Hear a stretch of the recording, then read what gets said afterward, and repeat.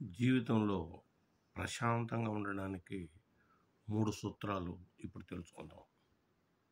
1. ముఖ్యంగా ఎప్పటి విషయాలు అప్పుడే మర్చిపోవడానికి ప్రయత్నించండి. ఏ విషయమైనటువంటి మనకు గాయం కలిగిన, మనసు బాధ పెట్టిన ఇటువంటి విషయాలంతా కూడా ఎప్పటికప్పుడు మర్చిపోవడానికి ప్రయత్నించండి.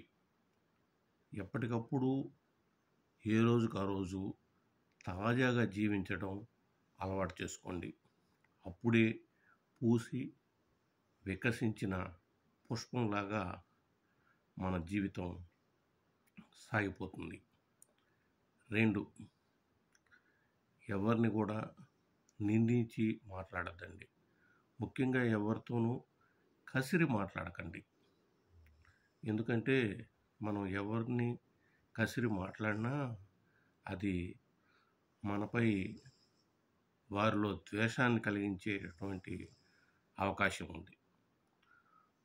3. ఏ పని చేసినా చాలా శ్రద్ధతో, ఆసక్తితో చేయండి. విసిగి ఏ పనిని చేయకండి. ఎందుకంటే మనం ఒక పనిని విసుక్కుంటూ చేస్తే ఆ పని సక్రమంగా ఉండదు.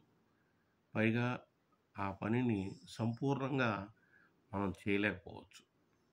కాబట్టి ఈ విషయాలు చాలా ఇంపార్టెంట్.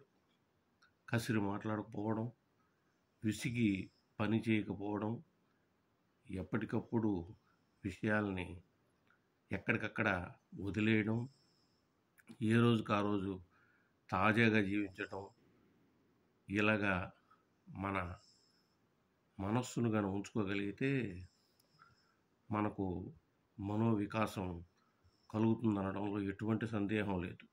ముఖ్యంగా మనకు అన్ని సమస్యలకు కారణం మన మనస్సే అండి.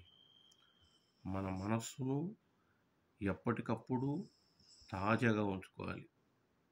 వాటిల్లో ఒక రకమైనటువంటి భారాల్ని తీసివేయడానికి మనం ప్రయత్నించాలి.